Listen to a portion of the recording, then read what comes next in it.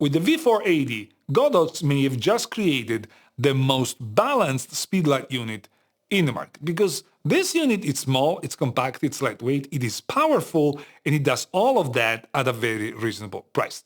You can purchase the unit for $169 in the States or 175 euros in Europe. And although this unit is not meant to be a pro unit, this is capable of being used in a pro setup, assuming you know what you're doing with flashes. And at the same time, this unit is small enough and affordable enough that this can easily become the first choice for any enthusiast or someone who's trying to learn how to use flashes, or even pro on a budget, assuming, of course, that speedlights are not their bread and butter, their everyday thing.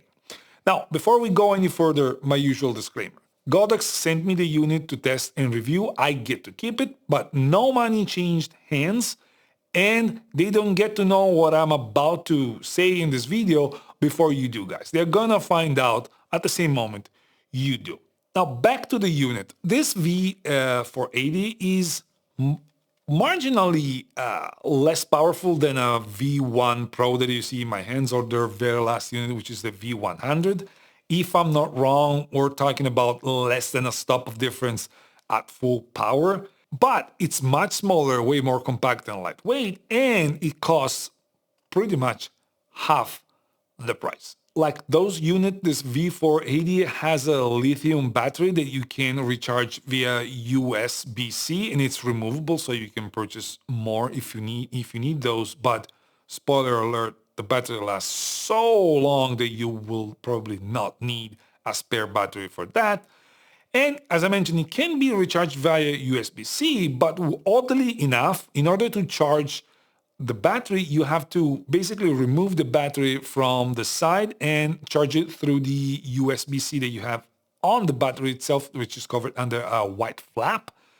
But you cannot recharge it through the USB-C that you have on the side of the speedlight unit. This USB-C port on the side is only dedicated to firmware update. From a control standpoint, this unit gets controlled via a colorful touchscreen interface, a solution that I like way better than the old ones that you find on the V1s or V1 Pro with all these buttons and dials that you find over here, especially because the touchscreen on this unit is very responsive, very intuitive, and the screen is very good. It doesn't complicate your life as often touchscreen interfaces do. This one simplifies it, and it does it in a pretty useful way. However, if you still prefer the old way, you still have some controls on the back of the unit, like a couple of buttons and a wheel. You can control some of the functions through those controls, but the unit itself is meant to be used as a touchscreen unit. So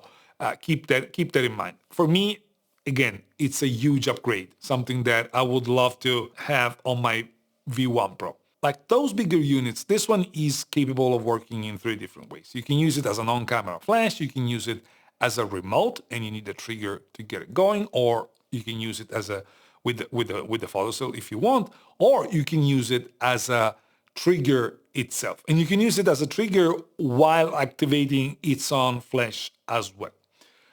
To go from on-camera to trigger to remote, you can just swipe from one side of the screen and then get to those functions. You just swipe and click, and it's super easy to control and super easy to change the functions. And my experience on the field with this unit has been pretty positive. It's pretty flexible. You can rotate the head, you can tilt it the way you want. It does all the things that a professional unit should do, although again, this is not a professional unit.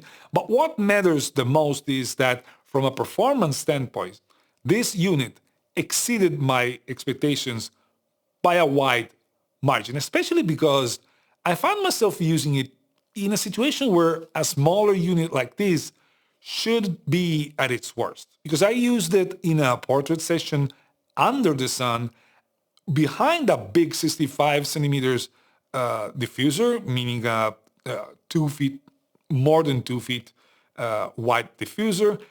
It's something that a unit that is as small as this, it's not supposed to be doing that well just because you would expect it to be not powerful enough. However, the results that I got were pretty surprising because I was able to keep the background highlights in check while providing perfect illumination on my model. Again, behind a big diffuser used as a remote and in a even almost full body illumination. So not even that close. I was surprised. The only downside in using a small unit like this in those situations is that you basically use it for every shot at the maximum power or at best half of the power. This means that between a shot and another, you have to wait for the unit to recharge. It's not a big deal. We're talking about less than 2 seconds between one shot and another, but you definitely cannot shoot burst. And that means you are a little bit limited compared to using like the big units like an AD400, AD600, or even as bigger unit like an AD100 that I also have. So it is doable, although if that's what you do all the time, you should probably looking at something a little bit more powerful just to help you cut the recharge times and help you shoot a little bit of a burst whenever you need it. That being said, the results again were pretty surprising. And even as a macro unit, this unit worked pretty well. Now, of course, a unit like this on a camera with macro lenses are pretty big. Usually you cast a shadow on your subject because you're very close. So if you want to use a flash like this for macro, you better off using a trigger and using the unit as a remote, getting with your other hand very close to the subject so that you don't cast any shadow on the subject. It's not a power thing, it's a shadow thing that you need to be aware of. But the results were really good as well. And although I haven't used it that much in a typical scenario where you're in a very dark scenario and you want to shoot people in a frame or something like that, I've experienced with a lot of Godox units, and I have no doubts that this unit is going to be working pretty well in those situations as well. To add to what I've already said before, the battery on this thing lasts forever. I still have to find myself in a situation where with any Godox flash with lithium battery, I run out of juice before I'm done with the job that I'm doing. That is a big help. It's one thing less that you have to worry about when you go out to shoot. And I appreciate that. That's why I'm done with AA batteries on flashes. That is not going to happen with me at all. I am always going to use lithium batteries because the performance that you get out of those are astonishing. So bottom line, at this price point, again, $169, it is hard to get anything better than this V480 units because it punches way above its weight class, and in some instances it can replace your bigger guns like the V1s, V100s, and stuff like that. However, that being said, does this mean that these V100 V1 units, V100 units are useless? Absolutely not. The round head has its own advantages. The compatibility with all the accessories, the magnetic accessories that Godox has pushed out is pretty important, especially if you get deep into using flashes. And these units are more powerful.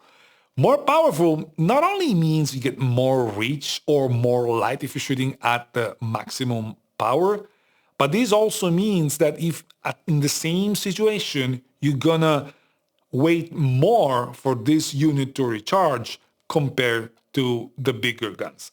That is not a big deal if you're an enthusiast, if you don't use flashes all the time, or if you're not doing like professional portrait setup or something that requires a lot of action. If you're doing those, a bigger unit like this, or even bigger units that are off camera, definitely do the job much better. So every unit in the Godox lineup has a role and has a reason to exist. You just need to choose the one that works best for you. If you don't know and you want to start, if you're an enthusiast that is just getting their feet wet with speedlights, this is probably the units that I would recommend, just because the V480, of course, I'm talking about. because it allows you to do everything that you can possibly think and then some at a reasonable price in a reasonable size that doesn't eat up a lot of room in your backpack. I will keep using my bigger guns when I need to, but I'm definitely going to use the V480 whenever I know for a fact that I'm not going to need the maximum power or fast recharge times. As you probably know if you're following my channel, portability and usability for me have a huge importance, and between size, weight, and the touchscreen interface, I love this unit way more than I do with my V1s. Those are workhorses that I'm going to keep using just because of the power, the compatibility, and all of that.